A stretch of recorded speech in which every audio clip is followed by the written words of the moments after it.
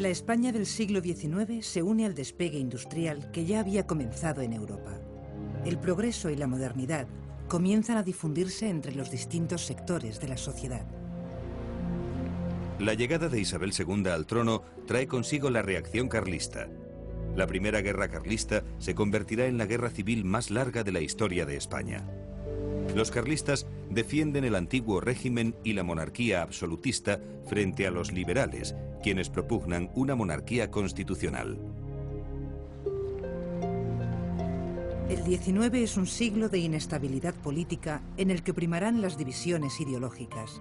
Surgen los partidos políticos y los gobiernos no perduran en el poder.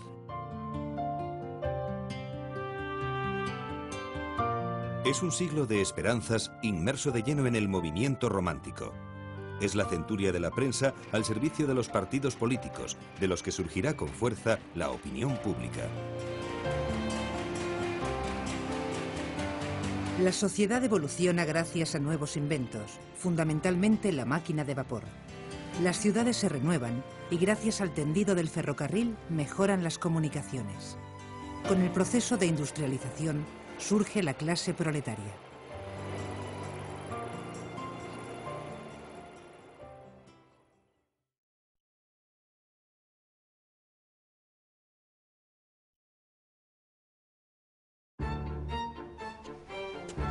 Fernando VII había dejado sin efecto la ley sálica que prohibía reinar a una mujer para dejar el trono a su hija Isabel, de 3 años. Hasta que alcance la mayoría de edad, su madre, María Cristina, desempeñará la regencia. Su cuñado, el absolutista infante don Carlos, hermano de Fernando VII, se considera heredero legítimo del trono, según la ley sálica aplicada tradicionalmente por los Borbones. Ante tal amenaza, María Cristina acude a los liberales para salvaguardar la corona de su hija Isabel. La cuestión dinástica desencadena una guerra que será algo más que una lucha por el trono. El lema Dios, Patria, Rey y Fueros recoge los ideales por los que luchan los carlistas, es decir, los partidarios de don Carlos.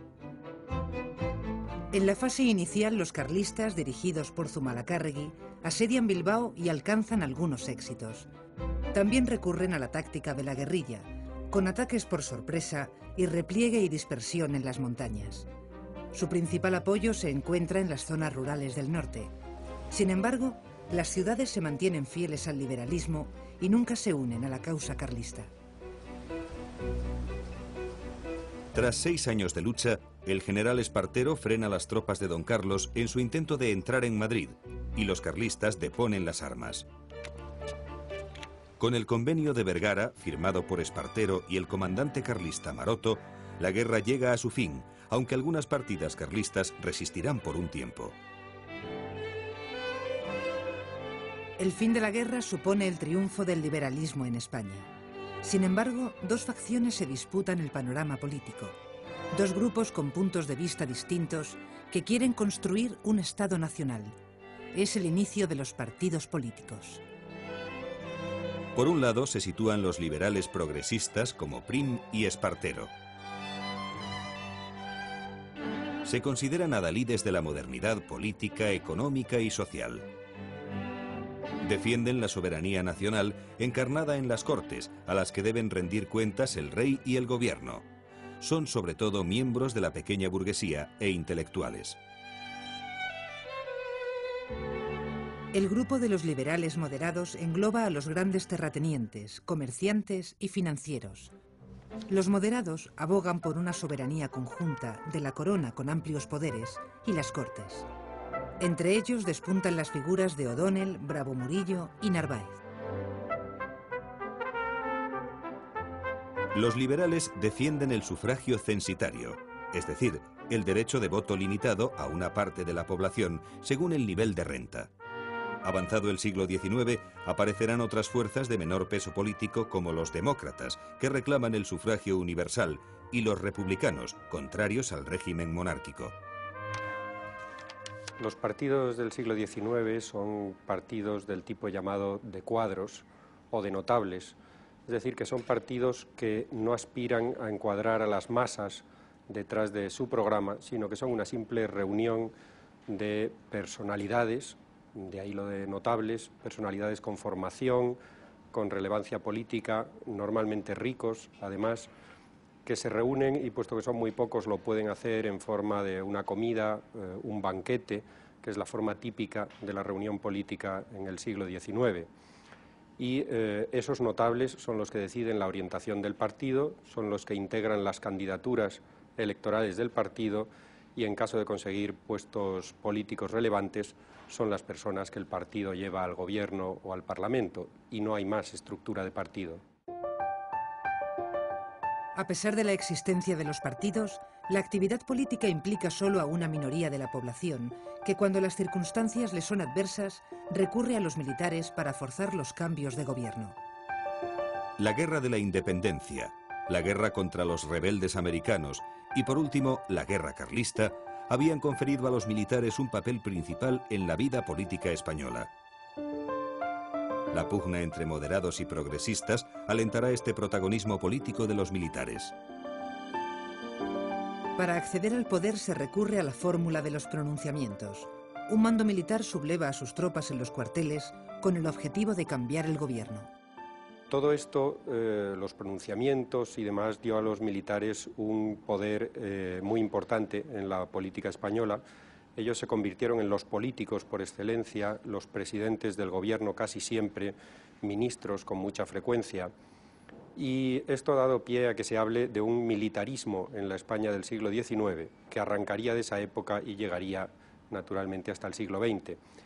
A veces se le llama también pretorianismo, refiriéndose a ese mismo fenómeno de que los militares tengan una preeminencia en la política nacional. Sin embargo, es muy importante recalcar que no se trata del mismo militarismo del que después tendremos constancia en el siglo XX. Se trata de dos fenómenos bien diferentes, porque los militares del siglo XIX, cuando actúan en política, actúan integrados en los partidos políticos civiles y no rechazándolos en nombre de la corporación militar, actúan en conspiraciones y pronunciamientos rodeados de políticos civiles al servicio de un programa que no es exclusivamente de los militares, y en ese sentido es algo muy distinto del golpismo militar que aparece ya en el siglo XX y que supone una fractura entre los políticos convencionales o los políticos civiles y esa corporación militar que se erige en portavoz independiente de las aspiraciones del país. Progresistas y moderados se entienden en lo esencial: establecer un nuevo orden político y social liberal, dejando atrás el antiguo régimen.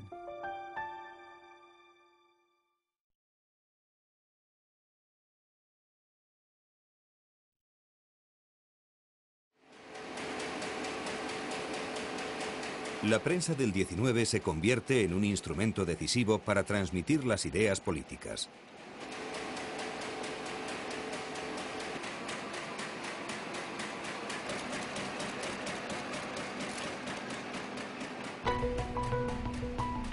Nacen nuevos periódicos de talante moderado como El Heraldo, La Prensa o El Español.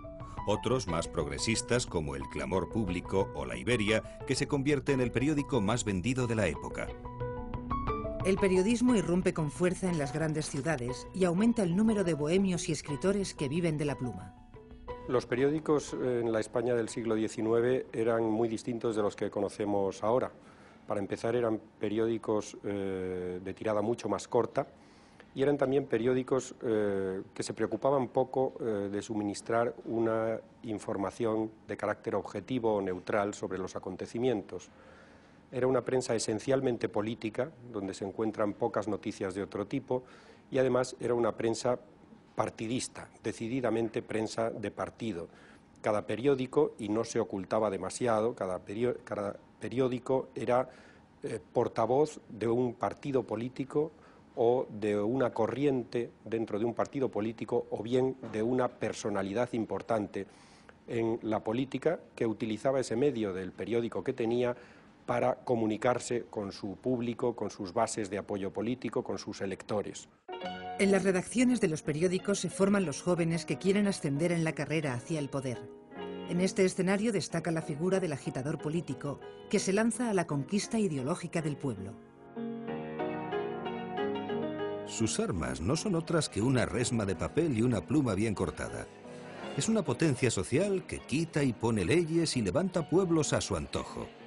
Aparece como un muchacho despierto que habla con desenfado de cualquier asunto, que emprende todas las carreras y ninguna concluye, que critica todos los libros sin abrir uno jamás.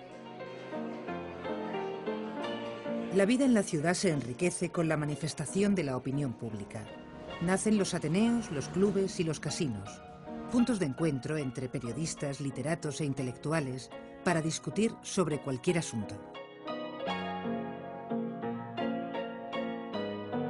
Paulatinamente se refleja el proceso de cambio social.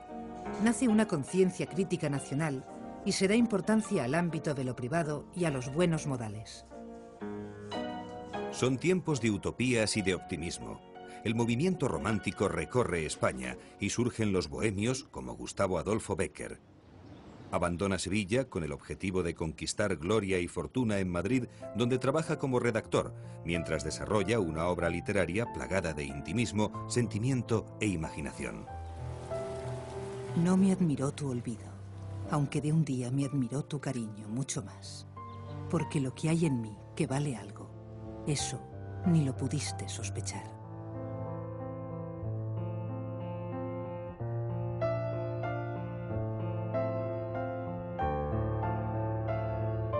De Francia llega un nuevo invento, el daguerrotipo, antecedente de la fotografía, capaz de captar una imagen sobre una placa de cobre con un baño de plata.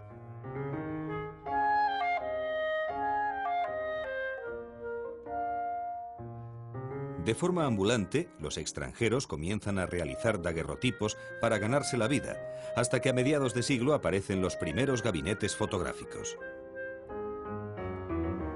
La aparición de la fotografía supone una nueva forma de captar la realidad. Sin embargo, los ricos siguen acudiendo a la pintura tradicional. La obra de Federico Madrazo es un fiel reflejo de la sociedad isabelina. Pintor de cámara, realiza más de 500 retratos de la aristocracia y los magnates establecidos en la capital. Sin duda, el género por antonomasia del siglo XIX es la pintura de la historia nacional. Impulsada desde el Estado, el romanticismo pictórico recuerda a grandes personajes como Pelayo, Bamba y los Reyes Católicos. Marcados con una fuerte influencia francesa, los artistas retoman temas y personajes de la historia. Se trasladan al pasado para evocar las cualidades heroicas desde la antigüedad hasta la Edad Media y crear unas señas de identidad comunes.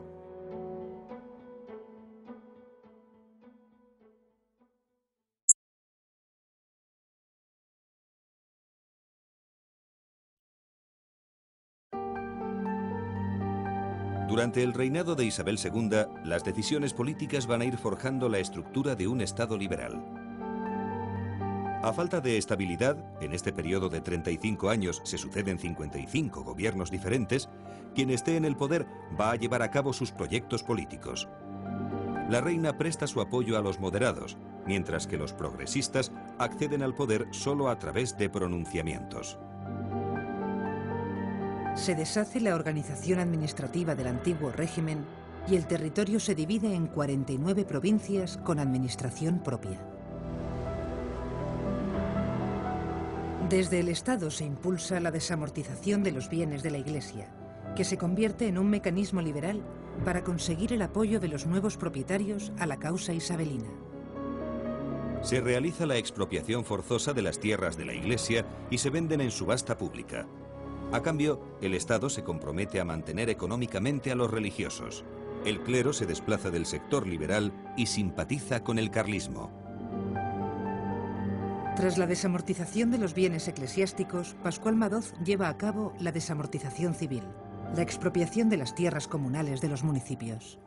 La desamortización, como su nombre indica, era una medida revolucionaria en la que los liberales del siglo XIX consideraban que estaban dando nueva vida a una riqueza que había estado muerta. Estaban arrebatando riqueza de las manos muertas, como se decía en expresión de la época. La propiedad de la Iglesia y de otras corporaciones a las que se consideraba malas gestoras en términos económicos debía ser sacada de esa especie de secuestro o de bloqueo en que se encontraba y dejada en manos de empresarios individuales que, actuando en el mercado libre, le dieran a esa riqueza toda la productividad, todo el rendimiento que se le podía sacar y, por lo tanto, produjeran el mayor crecimiento económico posible para el país. Las consecuencias sociales de las desamortizaciones son notables. La corrupción invade a las clases más acomodadas que buscan enriquecerse con esas tierras, antes explotadas por los sectores más pobres. Se dijo ya en aquella época de la desamortización que había sido una oportunidad perdida, que había sido una oportunidad de que, en lugar de cubrir las deudas del Estado, que a fin de cuentas no era la mejor manera de emplear la riqueza nacional, se hubiera podido repartir esa riqueza, que fundamentalmente eran propiedad de tierras, repartirlo a los campesinos más pobres, que no tenían asegurado ni siquiera el sustento, o venderlas a esas tierras a unos precios módicos, sacándolas a la venta en lotes muy pequeños, de manera que esos campesinos las pudieran adquirir. Y de esta manera acabar con el gran problema social de la España de la época, que era el de los jornaleros, el de los campesinos sin tierra, que frecuentemente estaban al borde de morir de hambre. Los pequeños campesinos se ven obligados a convertirse en jornaleros. De este grupo social proceden muchos de los obreros que van a convertirse en la mano de obra de la industrialización y de los grandes latifundios. Son también la mano de obra de las bodegas vitivinícolas que comienzan a exportar vinos a gran escala. Si bien es cierto que el vino español se remonta a los romanos y a los árabes, no será hasta la segunda mitad del siglo XIX cuando zonas como Cataluña, Valencia o La Rioja comienzan a producir grandes cantidades de vinos de calidad. Con el tiempo, el vino de La Rioja obtendrá la primera denominación de origen de España. La causa del auge de los caldos españoles se encuentra en la filoxera, una plaga que arrasa los viñedos franceses en 1870. Los viticultores galos buscan la importación masiva de vinos de España, al tiempo que traen sus métodos de producción. Con la vendimia comienza el largo proceso de la elaboración del vino. En la bodega se pesa la uva y se mide la cantidad de azúcar de esta, que determinará el grado de alcohol del vino. Luego se introduce en los depósitos de fermentación, donde el azúcar se convierte en alcohol.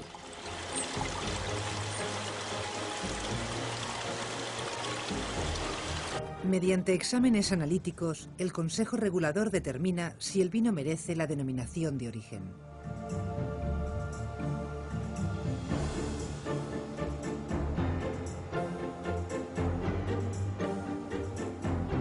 Tras una selección, los mejores vinos son trasladados a barricas de roble de 225 litros. Aquí empieza el proceso de envejecimiento del vino. La porosidad de esta madera permite una lenta oxidación del líquido que resalta todas sus características. 2 años es el tiempo mínimo que ha de permanecer en la barrica. Este proceso termina con el embotellado. El envejecimiento en botella es un proceso inverso y complementario a la oxidación en la barrica. En esta fase el vino alcanza su plenitud.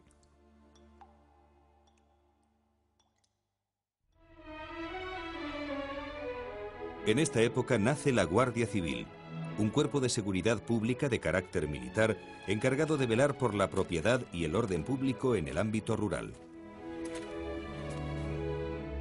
Se impulsa una política educativa a gran escala para terminar con el analfabetismo. La ley Moyano obliga a estudiar hasta los 9 años y el Estado elige el programa y los libros para la educación primaria.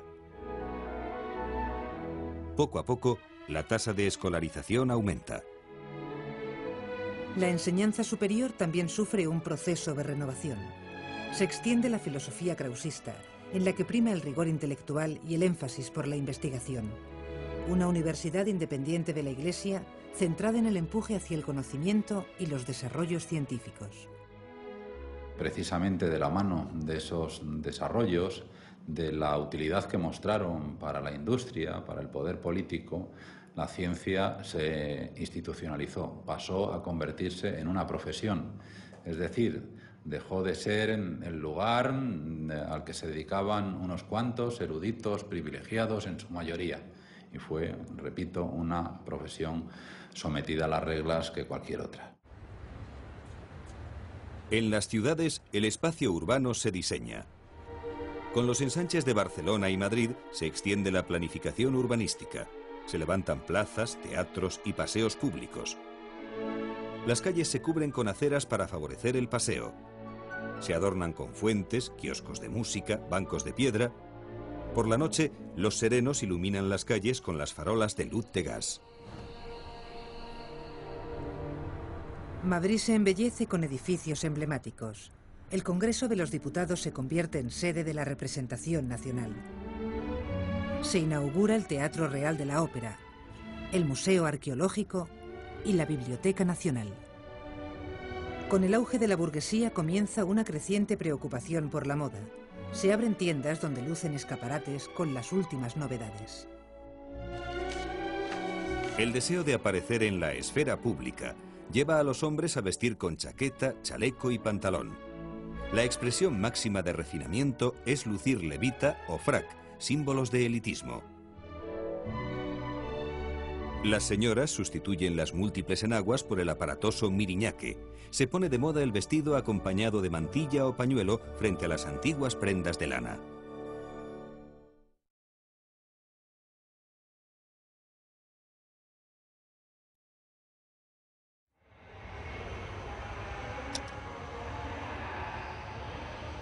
A mediados del siglo XIX, España despierta de su letargo y comienza su industrialización, al poner las bases para transformar su economía con las leyes de ferrocarriles, minería y bancos.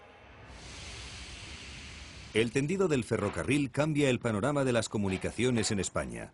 Estimula el intercambio de viajeros, mercancías e ideas. Presos y obreros españoles y extranjeros trabajan incansablemente para sortear las dificultades que presenta la orografía peninsular y excavar túneles con explosivos.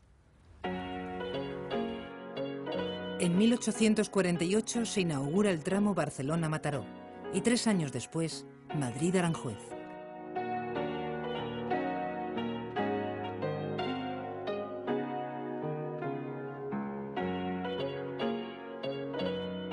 Se teje una red ferroviaria por todo el territorio.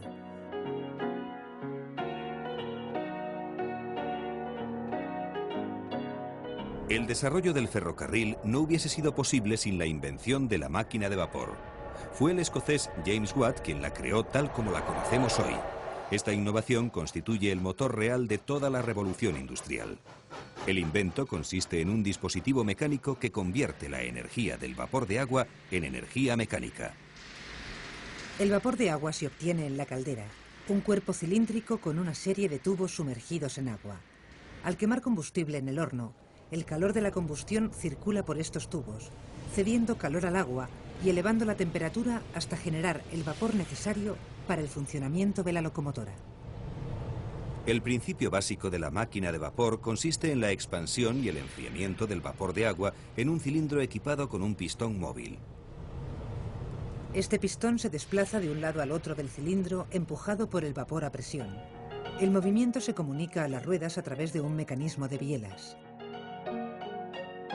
En países en vías de desarrollo, todavía hoy existen locomotoras de vapor en funcionamiento. El ferrocarril rápidamente sustituye a las antiguas diligencias. Trayectos que antes costaba días realizarlos, ahora pueden hacerse en apenas unas horas. Una auténtica revolución. Todavía más rápida es la comunicación a través del telégrafo. En 1857 queda concluida la red básica de telegrafía eléctrica nacional. Un momento clave en este sentido es el establecimiento en 1866 del primer cable telegráfico submarino que unió Europa, las Islas Británicas y Norteamérica. Pensemos lo que significa eso. Europa y Norteamérica se unían en minutos. Cambió un mundo de la mano de la ciencia. Y un mundo además que pronto incidió en los negocios, en la política y que abrió la puerta a otros universos, el de la radio, el de la telefonía, los teléfonos, etcétera, etcétera. El Estado reorganiza la hacienda pública y recupera el crédito en las bolsas internacionales. Se pone orden al caos monetario existente con la aparición de una moneda única, la peseta, que facilita el comercio con el resto de Europa. En esta época el Banco de España se hace con el monopolio de la emisión de billetes y monedas. Se producen grandes inversiones de capital extranjero. Ingleses y franceses controlan la minería andaluza, especialmente el plomo y el cobre de Río Tinto. Asturias se alza como primera productora de zinc en Europa y en Bilbao se levantan fábricas y altos hornos.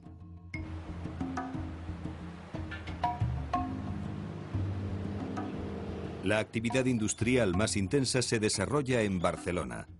Las nuevas técnicas se aplican a la industria textil, que sigue fabricando tejidos con fibras naturales, como el algodón, el lino y la seda.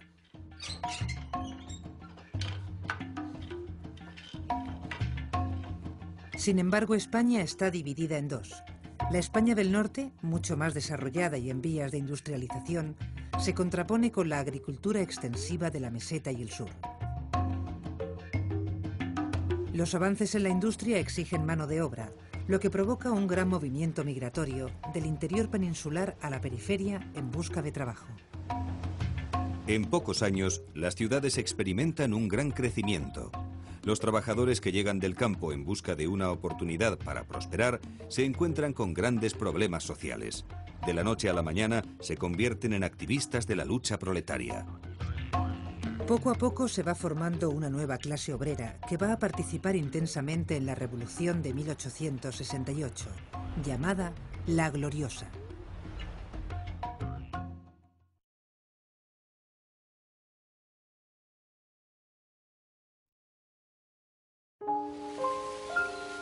El régimen de Isabel II da muestras de debilidad. La reina parece prestar más atención a sus aventuras sentimentales que a las demandas sociales y el malestar crece entre la población. Progresistas y demócratas se alían al verse excluidos de la política real que favorece solo a los moderados. Frente a la España burguesa, los obreros malviven por conseguir un trabajo. El descontento da origen a la gloriosa Revolución de 1868. La corona está cada vez más aislada. La oposición se une en el Pacto de Ostende y la revolución estalla en septiembre. La reina parte para el exilio y se instala en París. Se forma un gobierno provisional dirigido por el general Serrano y más tarde por el general Prim. Por primera vez se acude al sufragio universal masculino para aprobar cortes constituyentes. En 1869 se firma una constitución que mantiene la monarquía, aunque rechaza la vuelta de los Borbones, defiende la soberanía nacional, la educación popular y la libertad de culto.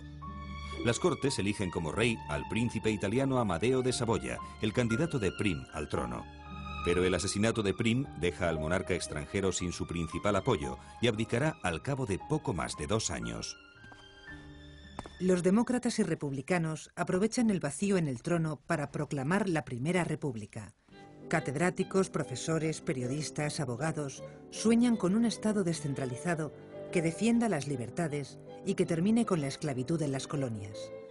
A pesar de salir triunfantes, los partidarios del nuevo régimen son una minoría, que mantiene opiniones diferentes sobre la organización del nuevo régimen.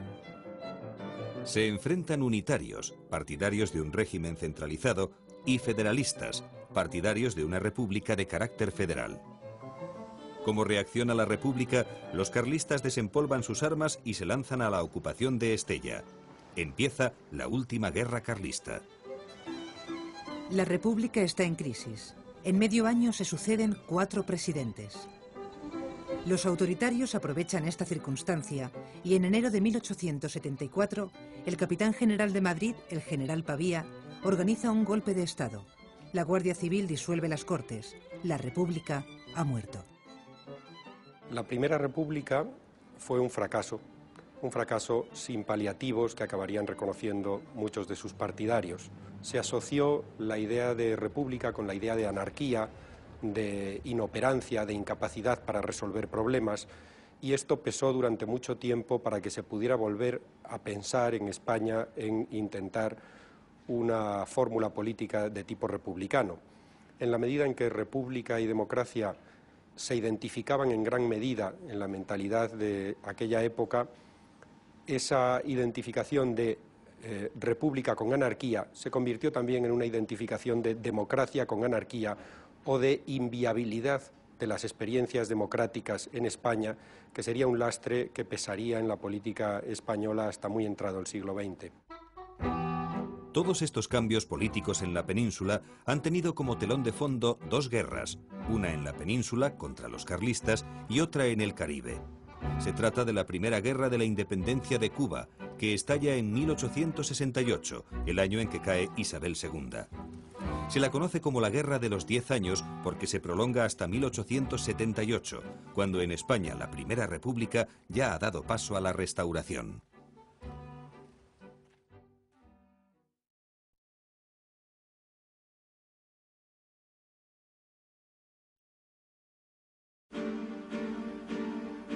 El 29 de diciembre de 1874, otro militar, el general Martínez Campos, se pronuncia en Sagunto a favor de la monarquía, proclamando rey de España a Alfonso XII, hijo de Isabel II.